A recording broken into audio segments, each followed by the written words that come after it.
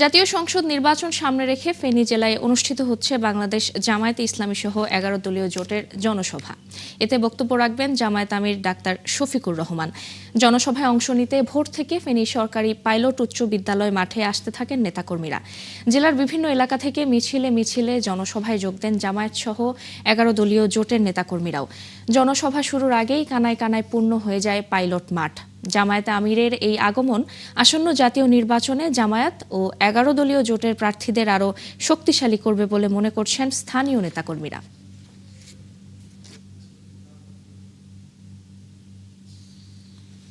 দর্শক, ফেনী সরকারি pilot high school মাঠে নির্বাচনী সমাবেশের খবর নিয়ে আমাদের সাথে যুক্ত হচ্ছেন সহকর্মী শাহিদুজ্জামান সাকিব। সাকিব, আমরা জানতে পেরেছি ইতোমধ্যে জামায়াতের আমির ডাক্তার শফিকুর রহমান সেখানে পৌঁছে গেছেন এবং সেখানে কি পরিস্থিতি দেখছেন, জনসভা শুরু হয়েছে কিনা? আমার সম্মানিত সর্বস্তরের ফেনীবাসী, আসসালামু আলাইকুম ওয়া রাহমাতুল্লাহি ওয়া বারাকাতুহু। সকাল থেকেই জনসভা চলছিল। ইতিমধ্যে জামায়াতের আমির ডাক্তার শফিকুর রহমান তিনি এই জনসভায় এসে যোগ দিয়েছেন। তিনি যোগ দেওয়ার আগেই কিন্তু এই ফেনী জেলা জামায়াতের যারা নেতৃবৃন্দ রয়েছেন এবং 11 দলীয় ঐক্য জোটের যারা নেতৃবৃন্দ রয়েছেন তারা বক্তব্য রাখছিলেন। এর আগে কিছুক্ষণ আগে ডাকসু ভিপি সাদিক কায়েম তিনিও এই জনসভায় এসে বক্তৃতা করেছেন। পাশাপাশি আমরা দেখছি এখানে 11 দলীয় জোটের কেন্দ্রীয় নেতৃবৃন্দ তারাও কিন্তু উপস্থিত হয়ে বক্তব্য রাখছেন। কিছুক্ষণের মধ্যেই হয়তো জামায়াতের আমির ডাক্তার শফিকুর রহমান তিনিও বক্তৃতা করবেন। একটু জানিয়ে রাখি যে এই ফেনীর শহরের এই পাইলট উচ্চ বিদ্যালয় মাঠের জনসভার মাধ্যমে কিন্তু জামায়াত আমিরের চট্টগ্রাম বিভাগীয় নির্বাচনী গণসংযোগ সেটি শুরু হলো এবং এই ফেনী থেকে নোয়াখালী এবং নোয়াখালী থেকে লক্ষ্মীপুর হয়ে কুমিল্লায় আজকে সারাদিনে মোট 4টি জনসভায় অংশ নেবার কথা রয়েছে জামায়াতের আমির ডাক্তার শফিকুর রহমানের।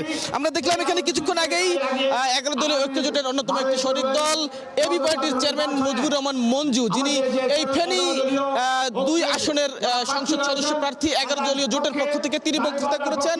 পাশাপাশি 11 দলীয় ঐক্য জোটের স্থানীয় যারা নেতৃবৃন্দ রয়েছেন তারা বক্তৃতা করেছেন। এখানে কিছুক্ষণের মধ্যে হয়তো জামায়াতের আমির তিনি কথা বলবেন। অন্যান্য জেলাগুলোতে সফর করে নির্বাচনী গণসংযোগ করে দাঁড়িপাল্লা এবং 11 দলীয় ঐক্য জোটের পক্ষে ভোট চাওয়ার পাশাপাশি জামায়াত আমির যে প্রতিশ্রুতিগুলো দিচ্ছিলেন এখানে হয়তো তেমন কোনো প্রতিশ্রুতি তিনি দেবেন এবং এই ফেনী জেলার বিভিন্ন সমস্যা সম্ভাবনা নিয়ে তিনি হয়তো কথা বলবেন। আমরা রয়েছি, তিনি বক্তৃতা দিলে সেসব আমরা জানতে পারবো। এখান থেকে জামায়াত আমিরের গন্তব্য নোয়াখালী থেকে লক্ষ্মীপুর এবং লক্ষ্মীপুর হয়ে কুমিল্লায় তিনি সারাদিনে আজকে মোট 4টি জনসভায় অংশ নেবেন। আমরা বিগত দিনের যে জনসভাগুলো নির্বাচনী গণসংযোগগুলো সেগুলোতে দেখছিলাম জামায়াত আমির স্থানীয় সমস্যা সম্ভাবনাগুলো নিয়ে কথা বলবার পাশাপাশি জাতীয় রাজনীতিগুলো নিয়ে তারা কিন্তু কথা বলছিলেন। পাশাপাশি প্রতিদ্বন্দ্বী যে রাজনৈতিক দলগুলো রয়েছে সেই রাজনৈতিক দলগুলোর সমালোচনাও কিন্তু আমরা জামায়াতের নেতৃবৃন্দ তথা জামায়াতের আমিরের মুখ থেকে আমরা শুনছিলাম। আজকে এখানে আসলে তিনি জাতীয় রাজনীতি, স্থানীয় এই ফেনী জেলার বিভিন্ন বিষয় নিয়ে হয়তো কথা বলবেন। তিনি কি বলবেন সেগুলো আমরা শুনবো। ফেনী জেলার মানুষ আজকে অপেক্ষা করছেন যে জামায়াত আমির তাদের আগামী দিনে জামায়াত যদি রাষ্ট্র ক্ষমতায় যেতে পারে তাহলে এই জেলার জন্য কি করবেন, এই জেলার মানুষের জন্য কি করবেন সেসব শুনবার জন্য কিন্তু তারা অপেক্ষা করছেন। পাশাপাশি যারা নেতৃবৃন্দ রয়েছেন তারাও অপেক্ষা করছেন যে আজকের এই জনসভার পর জামায়াত এবং 11 দলীয় ঐক্য জোট এই ফেনী জেলার 3টি নির্বাচনী আসনে আরো সক্রিয়ভাবে ঐক্যবদ্ধভাবে কাজ করতে পারবেন বলে তারা মনে করছেন। ধন্যবাদ সাকিব আমাদের সাথে যুক্ত হওয়ার জন্য। দর্শক, ফেনী থেকে জামায়াতের জনসভার খবর জানাচ্ছিলেন সহকর্মী শাহিদুজ্জামান সাকিব। বিগত 15 বছর শুধু বগুড়া নয় পুরো বাংলাদেশ বঞ্চিত ছিল উন্নয়ন থেকে। দেশের মানুষ শিক্ষা, স্বাস্থ্য থেকে, মৌলিক সুবিধা থেকে বঞ্চিত হয়েছে। মেগা প্রজেক্টের নামে দেশে মেগা দুর্নীতি হয়েছে। বগুড়ায় নির্বাচনী জনসভায় এসব অভিযোগ করেন বিএনপির চেয়ারম্যান তারেক রহমান। 12 তারিখের নির্বাচন অনেক গুরুত্বপূর্ণ উল্লেখ করে তিনি বলেন, এই নির্বাচন নিশ্চিত করবে আগামীর বাংলাদেশ। বগুড়া থেকে আরও জানাচ্ছেন সাজিদ সরকার।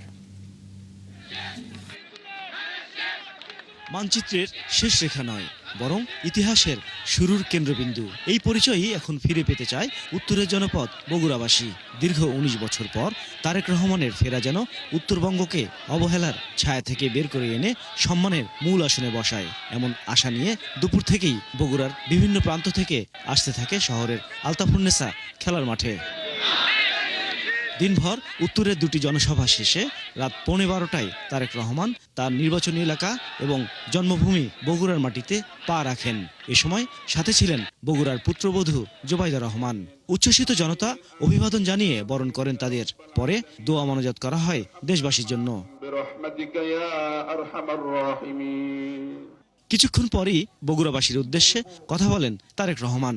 তবে অন্যান্য নেতাদের মতো নীতিকথার ফুলঝুরি ছিল না তার বক্তব্যে, বরং এই এলাকার মানুষের মনন বুঝেই কথা বলেন। বগুড়ার 7টি এলাকায় যতটুকু কাজ আমরা করতে পেরেছিলাম, বাংলাদেশের যে কোনো জেলা থেকে আমরা বেশি কাজ করেছিলাম, যে কোনো জেলা থেকে আমরা ভালো কাজ করেছিলাম, এবং সেজন্যই আমি এটাকে মডেল জেলা বলে থাকি। এটি আমার নিজের কাছে মডেল, কারণ এই জেলায় একটি মানুষের, সে যেই শ্রেণীরই মানুষ হোক না কেন, মোটামুটি যা কিছু প্রয়োজন হওয়ার জন্য সবকিছু কিন্তু বগুড়া শহরে আছে। এ সময় বিএনপি চেয়ারম্যান হিসেবে দলের নির্বাচনী অঙ্গীকারগুলো জনসমক্ষে তুলে ধরেন তারেক রহমান। যেভাবেই হোক এই দুর্নীতিকে আমাদের টুটি চেপে ধরতে হবে, এই দুর্নীতিকে নিয়ন্ত্রণ করতে হবে, এবং দুর্নীতিকে নিয়ন্ত্রণ করার মাধ্যমেই আমাদেরকে দেশকে সামনের দিকে এগিয়ে নিয়ে যেতে হবে। বগুড়ায় ধানের শীষ শুধুমাত্র স্লোগান নয়, একটি রাজনৈতিক উত্তরাধিকার। আর সেই উত্তরাধিকার হিসেবে তারেক রহমান বগুড়ার সকল সমস্যা সমাধান করবেন, এমনটাই চাওয়া এলাকাবাসীর। আমরা নিশ্চয়ই চাইবো না যে অন্য কেউ আমাদেরকে কোনো বিতর্কিত অবস্থানে ফেলুক, যে বগুড়া বলেই সব পাচ্ছে, আমরা বগুড়া না বলে পাচ্ছি না। আমরা কি চাই এরকম বলুক মানুষ? সাজিদ সরকার, ৭১, বগুড়া। প্রায় ১৯ বছর পর নিজ জেলায় তারেক রহমান। তার সফর ঘিরে নেতাকর্মী ও সাধারণ মানুষের মধ্যে বইছে আনন্দ উচ্ছ্বাস। সেখান থেকে আমাদের সাথে যুক্ত হচ্ছেন সহকর্মী আবু সাইদ। সাইদ, আজ কি কি কর্মসূচি রয়েছে সেখানে এবং নেতাকর্মীরা কি ধরনের আশা প্রকাশ করছেন জানাবেন।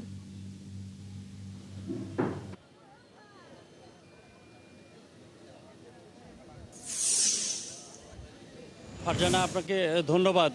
আমি এখন আছি বগুড়া শহরের সিলিমপুর নাচ গার্ডেন সংলগ্ন এলাকায়।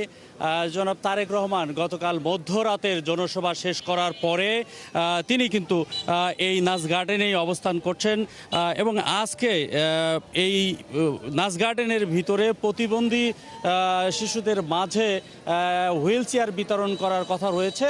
তারপরে এখান থেকে তিনি বের হবেন তার বহর নিয়ে, পাশাপাশি তিনি পবিত্র জুমার নামাজ আদায় করবেন, এবং তার গড়া মসজিদ বাইতুর রহমান সেন্ট্রাল মসজিদে তিনি নামাজ পড়বেন বলে নেতাকর্মীরা আমাদেরকে জানিয়েছেন। এরপরে তিনি রংপুরের উদ্দেশ্যে রওনা হবেন। ২৪-এর গণ অভ্যুত্থানে প্রথম শহীদ আবু সাইদের কবর জিয়ারত করবেন। পরবর্তীতে তিনি রংপুরের বিএনপি আয়োজিত নির্বাচনী জনসভায় তিনি যোগদান করবেন। এরই মাঝখানে অর্থাৎ যাত্রা পথে হয়তোবা গতকালের মতন একাধিক জায়গায় তাকে পথসভা না হলেও কিন্তু জনগণের সাথে কথা বলা বা এই জাতীয় সমাবেশগুলো তাদেরকে করতে হবে, এমনটি কিন্তু আমাদেরকে জানিয়েছেন জেলা বিএনপির নেতৃবৃন্দর পক্ষ থেকে। এবং সেই সাথে আপনাকে বলে রাখতে চাই যে তারেক রহমানের বগুড়ার এই সফরকে ঘিরে বগুড়াবাসীর মধ্যে এক ধরনের আশায় বুক বেঁধেছে। দীর্ঘ 18 বছরে বগুড়াবাসী নানা বিষয় থেকে বঞ্চিত হয়েছেন। তারেক রহমান এই এলাকায় প্রায় 2 দশক পরে ফিরলেন, এবং পাশাপাশি বগুড়া 6 আসন থেকে তারেক রহমান ধানের শীষ প্রতীক নিয়ে এবার নির্বাচন করছেন। তিনি তার নিজেরও ভোট চেয়েছেন এবং অন্যান্য প্রার্থীদেরও ভোট চেয়েছেন।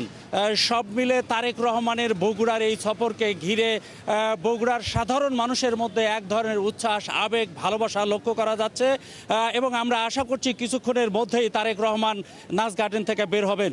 তানিয়া, এই ছিল বগুড়ার সিলিমপুরের নাচ গার্ডেন সংলগ্ন এলাকা থেকে তারেক রহমানের এই উত্তরাঞ্চলের সফরের 3 দিনের সর্বশেষ কর্মসূচি। ধন্যবাদ সাইদ আমাদের সাথে যুক্ত হওয়ার জন্য। দর্শক, বগুড়া থেকে যুক্ত হয়েছিলেন সহকর্মী আবু সাইদ। দীর্ঘ প্রায় 24 বছর পর রংপুর সফরে যাচ্ছেন বিএনপির চেয়ারম্যান তারেক রহমান। তার আসার খবরে রংপুরের তৃণমূল বিএনপি নেতাকর্মী সহ সাধারণ মানুষের মধ্যে ব্যাপক উৎসাহ উদ্দীপনা দেখা দিয়েছে। তাদের দীর্ঘদিনের বঞ্চনা ও অবহেলার অবসান ঘটবে এমন আশায় নতুন করে উজ্জীবিত হয়েছেন তিস্তা পাড়ের মানুষ। শাহ বায়েজিদ আহমেদের প্রতিবেদন, ছবি তুলেছেন শাহিন আলম। বৃহস্পতিবার রংপুর চেম্বার অব কমার্স ভবনে রংপুর মহানগর ও জেলা বিএনপির উদ্যোগে সংবাদ সম্মেলন করে দলীয় প্রধানের আসন্ন সাংগঠনিক সফর নিয়ে বিস্তারিত জানান নেতারা। নির্বাচনী মাঠে জাতীয় পার্টির ঘাঁটিতে ভোট পুষিয়ে জামাতকে ডিঙ্গিয়ে এগিয়ে যেতে চায় বিএনপি, এমন প্রত্যাশার কথাও উঠে আসে। জুলাই বিপ্লবের যিনি মহানায়ক আবু সাইদের কবর জিয়ারতের মাধ্যমে রংপুরের এই অঞ্চলের তার নির্বাচনী সভা পরিচালনা করবেন। আমাদের নেতা কর্মীদের মধ্যে তো অনেক আনন্দ, উল্লাস, উচ্ছ্বাস, উদ্দীপনা সব কিছুই আছে। পাশাপাশি রংপুরের মানুষের অনেক প্রত্যাশা আছে। শুক্রবার 30শে জানুয়ারি রংপুরের কালেক্টরেট ঈদগাহ মাঠে একটি সমাবেশে 5 লাখ মানুষের সমাগম করতে চায় বিএনপি। দলীয় প্রধানকে বরণে সব ধরনের প্রস্তুতি নেওয়া হলেও নির্বাচনী আচরণবিধি মেনে বড় কোনো আয়োজন করা হচ্ছে না। আমি একজন প্রার্থী হিসেবে আমার কাছে তো অসুর মরুতে যেন এক পশলা বৃষ্টি তারেক রহমানের আগমনকে উপলক্ষে। তারেক যে আসছে, রংপুরবাসী হাসছে। রংপুরের স্থানীয় বিএনপির নেতারা জানান, দলের প্রধানের কাছে অবহেলিত উত্তরবঙ্গ উন্নয়নের দোরগোড়ায় পৌঁছানোর পরিকল্পনা তুলে ধরবেন তারা। চেয়ারম্যানের জনসভার ক্ষেত্রে কিছু শিথিলতা আছে, সেটি মেনেই চলবো আমরা। আর বৃহত্তর রংপুর যেহেতু সবসময় বৈষম্য শিকার হয়েছে, উন্নয়ন বঞ্চিত হয়েছি, আমরা আশা করছি যে এইবারের জনসভার মধ্য দিয়ে আগামী নির্বাচনে এই বিএনপির নেতৃত্বেই রংপুরের এই বৈষম্য কেটে যাবে।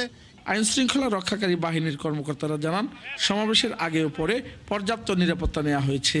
আমাদের গোয়েন্দা নজরদারি আছে, ট্রাফিক ব্যবস্থাপনা আছে। আমরা এর পাশাপাশি যেখানে ভেন্যু আছে সেখানে এবং যে রাস্তায় মুভমেন্ট হবে সে রাস্তাগুলো যাতে নিরাপদ থাকে, আমরা সেই জন্য গোয়েন্দা নজরদারি রাখছি। সব মিলিয়ে 2 যুগ পর তারেক রহমান রংপুর সফরে এখন রাজনৈতিক অঙ্গনের প্রধান আলোচনা। শাহ বাইজিদ আহমেদ, 71, রংপুর। দীর্ঘ প্রায় 24 বছর পর রংপুর সফরে যাচ্ছেন বিএনপির চেয়ারম্যান তারেক রহমান। আজ রংপুরের কালেক্টর ঈদগাহ মাঠে সমাবেশ করছে দলটি। এ নিয়ে বিস্তারিত জানাতে সরাসরি যুক্ত হচ্ছেন সহকর্মী শাহ বাইজিদ আহমেদ। বাইজিদ, বিএনপি চেয়ারম্যান তারেক রহমান কখন এই সমাবেশে আসবেন এবং এই সমাবেশ নিয়ে দলটির নেতাকর্মীরা কি বলছেন? যদিও সমাবেশ বিকেল 4:30টার দিকে হওয়ার কথা, হয়তো মানে সন্ধ্যার পর এই সমাবেশটি শুরু হতে পারে। কারণ আপনি জানেন যে বিভাগীয় সমাবেশ 8 জেলার 58টি উপজেলার 33টি আসনের নেতাকর্মীরা আসবে এবং যাদেরকে ধানের শীষ প্রতীক দেওয়া হয়েছে, প্রতীক নিয়ে প্রার্থীরা আসবেন। সে কারণেই এই যে আজকের যে সমাবেশ, সেই সমাবেশ ব্যাপক উৎসাহ এবং উদ্দীপনা শুরু হয়েছে নেতাকর্মীদের মধ্যে। আমরা এখানে যেটি দেখতে পাচ্ছি যে নেতাকর্মীদের মধ্যে যেরকম উচ্ছ্বাস উদ্দীপনা রয়েছে আজকের এই সমাবেশ ঘিরে। প্রায় 2 যুগ পর প্রিয় নেতা তারেক রহমান আসছেন। শুধু দলীয় নেতাকর্মীরা নয়, এখানকার সাধারণ মানুষ উচ্ছ্বসিত। কারণ এই তারেক রহমান কিন্তু উত্তরবঙ্গের সন্তান এবং উত্তরবঙ্গের প্রাণকেন্দ্র বগুড়া থেকে কিন্তু তার রাজনীতিতে হাতে খড়ি এবং সেখান থেকে উঠে আসা একেবারে সর্বোচ্চ পদে আসীন হয়েছেন এবং প্রথমবার উত্তরাঞ্চলে আসছেন। এজন্য অন্যান্য জেলা যেটি দেখছি যে বাঁধভাঙ্গা উচ্ছ্বাস রয়েছে। আমরা একটু কথা বলবো কেন্দ্রীয় সাংগঠনিক সম্পাদক বিএনপির আসাদুল হাবিব দুলু, আপনার কাছ থেকে জানতে চাই আজকের এই সমাবেশ কেমন দেখছেন এবং কত পরিমাণ লোক সমাগম হতে পারে এবং সার্বিক পরিস্থিতি কি দেখছেন এবং আপনাদের নেতা আজকের এই সমাবেশ থেকে কি ধরনের মেসেজ জনগণের মধ্যে, ভোটারদের মধ্যে দেবেন? প্রায় 2 যুগ পরে আমাদের প্রিয় নেতা তারেক রহমান রংপুরের মাটিতে আসছেন। এ সংবাদ শোনার সঙ্গে সঙ্গে রংপুর বিভাগের প্রত্যন্ত অঞ্চলে মানুষের মধ্যে ব্যাপক উৎসাহ উদ্দীপনা। যদিও আমরা সময় পেয়েছি খুবই কম, কিন্তু তারেক রহমানকে ঘিরে যেমন বাংলাদেশ, রংপুরের মানুষও তারেক রহমানকে ঘিরে প্রস্তুত হচ্ছে। এবং রংপুর যেহেতু সবসময় উন্নয়ন বঞ্চিত হয়েছে, বৈষম্য শিকার হয়েছে, আমরা আশা করি তারেক রহমানের নেতৃত্বে আগামী দিনে এই বঞ্চনা থাকবে না। সর্বোপরি তারেক রহমান এখন বিএনপির চেয়ারম্যান হিসাবে আমাদের মাঝে আসছেন। এর আগে যখন উনি এসেছিলেন তখন উনি সিনিয়র যুগ্ম মহাসচিব ছিলেন। ধন্যবাদ বাইজিদ আমাদের সাথে যুক্ত হওয়ার জন্য। দর্শক, রংপুর থেকে যুক্ত হয়েছিলেন সহকর্মী বাইজিদ আহমেদ। দর্শক, এই মুহূর্তে ফেনীর জামায়াতের জনসভায় বক্তব্য রাখছেন দলটির আমির ডাক্তার শফিকুর রহমান। আমরা সরাসরি চলে যাচ্ছি সেখানে।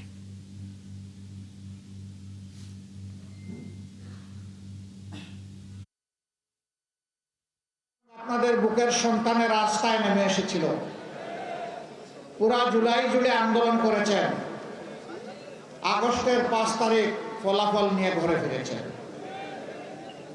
এখানে মহিপালে 12 জন আমাদের সহযোদ্ধা শাহাদত বরণ করেছে। আমি তাদের প্রতি গভীর শ্রদ্ধা নিবেদন করছি, মহান রবের দরবারে দোয়া করছি আল্লাহ তাআলা তাদেরকে মর্যাদাবান শহীদ হিসাবে কবুল করুন। আমি আরো শ্রদ্ধার সাথে স্মরণ করছি পিতৃভূমি ফেনীর মানুষ, সাবেক প্রধানমন্ত্রী বিএনপি সাবেক চেয়ারপারসন বেগম খালেদা জিয়াকে। তিনি দেশের স্বাধীনতা সার্বভৌমত্বের ব্যাপারে অঙ্গীকারবদ্ধ ছিলেন। আধিপত্যবাদকে তিনি প্রশ্রয় দেয় নাই। এই জায়গায় তাকে আমরা অন্তরের অন্তঃস্থল থেকে শুকরিয়া জানাই, অভিনন্দন জানাই। দর্শক, এই মুহূর্তে রাজধানীতে এনসিপির নির্বাচনী প্রচারণায় বক্তব্য রাখছেন দলটির নেতা নাহিদ ইসলাম। আমরা সরাসরি চলে যাচ্ছি সেখানে। এবং আপনারা এই এলাকার সংস্কারের জন্য, উন্নয়নের জন্য আপনারা শাপলাকলিতে ভোট দিবেন। শাপলাকলি জনগণের কথা বলবে, মানুষের কথা বলবে। আমরা এই এলাকার দুর্নীতি, চাঁদাবাজি, সন্ত্রাস, মাদক কারবারি, ছিনতাই এগুলোর বিরুদ্ধে আমরা কঠোর অবস্থান নিব। আমরা চাই না এলাকায় এলাকায় নতুন করে চাঁদাবাজের মহড়া তৈরি হোক, সন্ত্রাসীদের মহড়া তৈরি হোক। আমরা 5ই আগস্টের পরে এই ধরনের জিনিস এলাকায় দেখতে চাই নাই, কিন্তু নতুন করে আবার শুরু হয়েছে। 12ই ফেব্রুয়ারি আপনাদের কাছে সুযোগ এসেছে, আপনারা আপনাদের জনপ্রতিনিধি ঠিক করবেন, যারা সংসদে আপনাদের পক্ষে কথা বলবে, জনগণের পক্ষে কথা বলবে এবং গণভোটে যারা সংস্কারের কাজ বাস্তবায়ন করবে। ইনশাল্লাহ 12ই ফেব্রুয়ারি আপনারা যদি সাথে থাকেন, আমরা প্রত্যেকটি ভোট কেন্দ্রে থাকবো। আপনারা নির্ভয়ে নির্বিঘ্নে ভোট দিতে আসবেন। আপনারা শাপলাকলিকে ভোট দিন। আমরা আপনাদের পাশে থাকবো, এই এলাকার মানুষের সাথে থাকবো, সুখে দুঃখে যে কোনো সময় আপনারা আমাদেরকে পাবেন। তরুণ প্রজন্মকে সামনে এগোনোর সুযোগ দিন। আপনারা গত 50 বছর বাংলাদেশে বিভিন্ন দল মার্কাকে ভোট দিয়ে ক্ষমতা এনে সুযোগ করে দিয়েছেন। এবার নতুন দল, নতুন জোট, নতুন মার্কাকে আপনারা সুযোগ দিন। ইনশাল্লাহ আমরা আপনাদের প্রতি দেওয়া সকল প্রতিশ্রুতি, সকল ওয়াদা আমরা অক্ষরে অক্ষরে পালন করব। ইনশাল্লাহ দেশের পরিবর্তন হবে, আমাদের জুলাইয়ের শহীদদের আকাঙ্ক্ষা পূরণ হবে। আমরা নতুন দেশ চাই, দেশের সংস্কার চাই। ইনকিলাব জিন্দাবাদ। আমাদের কোনো বাকি আছে?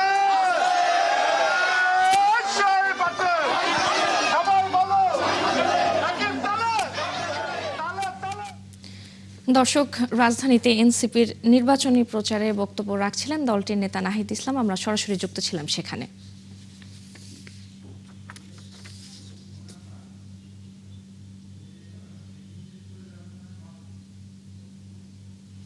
দর্শক, এই মুহূর্তে রাজধানী গুলশানে বক্তব্য রাখছেন বিএনপি নেতা রুহুল কবির রিজভী। আমরা সরাসরি চলে যাচ্ছি সেখানে। তাদের বিরুদ্ধে, বিশেষ করে সেই রাজনৈতিক দল, তাদের বিরুদ্ধে আমরা অভিযোগ করেছি। নানা শ্রেণী পেশার মানুষ অভিযোগ করেছে, এদেশের গণতন্ত্র মানা মানুষরা অভিযোগ করে যে এরা নারী বিদ্বেষী, এরা নারীর প্রগতি এবং তাদের পরিপূর্ণ বিকাশ চায় না। এই যে লং স্ট্যান্ডিং ক্রিটিসিজম তাদের বিরুদ্ধে দেশের জনগণের পক্ষ থেকে যেটা আছে, এই চিঠিটার মাধ্যমে আমার অত্যন্ত শ্রদ্ধেয় একজন শিক্ষিকা, উনি কোন রাজনৈতিক দল করেন সেটা বড় বিষয় নয়, কিন্তু উনি একজন গণতন্ত্র মানা মানুষ। উনার ফ্যাসিবাদ বিরোধী যে সংগ্রাম, সেই সংগ্রামে আমি জানি জাহাঙ্গীরনগর বিশ্ববিদ্যালয়ের এক গৌরবোজ্জ্বল এবং বিরচিত ভূমিকা ছিল তার। অসাধারণ সাহস নিয়ে ওই সময়, তখনও তো হাসিনার পতন হয়নি, সেই সময় কথা বলা একজন মানুষ নাহরিন ইসলাম, অধ্যাপিকা নাহরিন ইসলাম, তাকে এই চিঠিটা পাঠানো হচ্ছে। যে চিঠিটা সাধারণত দস্যুরা দেয় ডাকাতি করার আগে, যে চিঠিটা জঙ্গি গোষ্ঠী দেয় তার প্রতিপক্ষকে হুমকি দেওয়ার জন্য। দর্শক, রাজধানী গুলশানে বক্তব্য রাখছিলেন রুহুল কবির রিজভী। আমরা সরাসরি যুক্ত ছিলাম সেখান থেকে। নির্বাচন সামনে রেখে গাজীপুরে নারী ভোটারদের ভাবনা এবার স্পষ্ট হয়ে উঠছে। শিল্পাঞ্চল হিসেবে পরিচিত এই এলাকায় নারী ভোটারের বড় অংশই পোশাক কারখানায় কর্মরত। তাদের সঙ্গে উচ্চশিক্ষিত নারীরাও ভোটের মাঠে নিজেদের প্রত্যাশার কথা জানাচ্ছেন। তারা বলছেন, নিরাপদ যাতায়াত, সম্মানজনক পরিবেশ আর সমান সুযোগ এখনও অনেক ক্ষেত্রে নিশ্চিত নয়। ইকবাল আহমেদ সরকারের তথ্য ছবিতে প্রতিবেদন। শিল্পাঞ্চল হিসেবে পরিচিত গাজীপুর জেলার নারী ভোটারের বড় একটি অংশই পোশাক কারখানায় কর্মরত। এই নারীরা এবার নির্বাচন নিয়ে বেশ আগ্রহী। বিভিন্ন পোশাক কারখানায় কর্মরত নারী শ্রমিকদের প্রধান চাওয়া ন্যায্য মজুরি, কর্মস্থলের নিরাপত্তা এবং সময় মতো বেতন।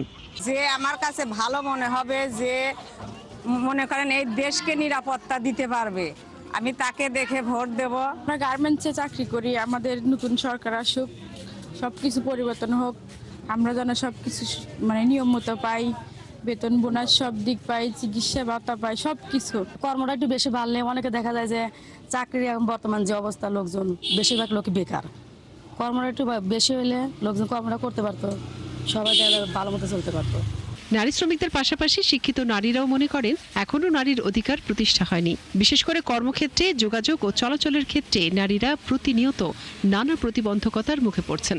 ভালো মানুষ তো বটেই, ভালো মানুষ থাকবে সে, এবং ওভারঅল গোটা সমাজের জন্য চিন্তা যা করবে, নারীদের জন্য একটু আলাদাভাবে চিন্তা করবে, তাদেরকে সামনে নিয়ে আসার জন্য, ক্ষেত্র বৃদ্ধি করার জন্য, এবং তাদের যাত্রাপথের, কর্মক্ষেত্রে যাত্রাপথের যত বাধা বিপত্তি আছে সেইগুলোকে যাতে ওভারকাম করতে পারে একজন নারী, সেই রকম একটা ক্ষেত্র তৈরি করার জন্য যারা কাজ করবে, আমি মনে করি তাদেরকেই ভোট দেওয়া উচিত। গাজীপুরের 5টি আসনে এবার মোট ভোটার 27,38,247 জন।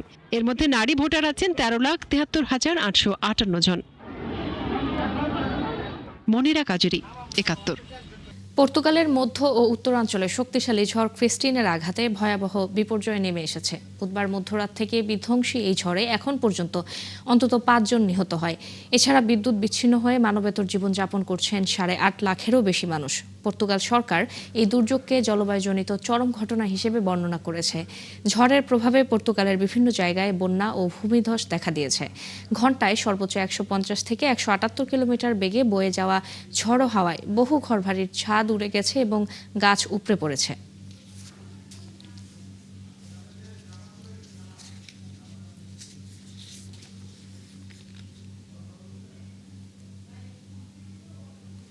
দর্শক, চলছে সংবাদ সংযোগ। সরাসরি সংবাদ অনুষ্ঠান দেখতে চোখ রাখুন 71 ফেসবুক পেজ এবং সাবস্ক্রাইব করুন 71 ইউটিউব চ্যানেল। 71 সাথেই থাকুন।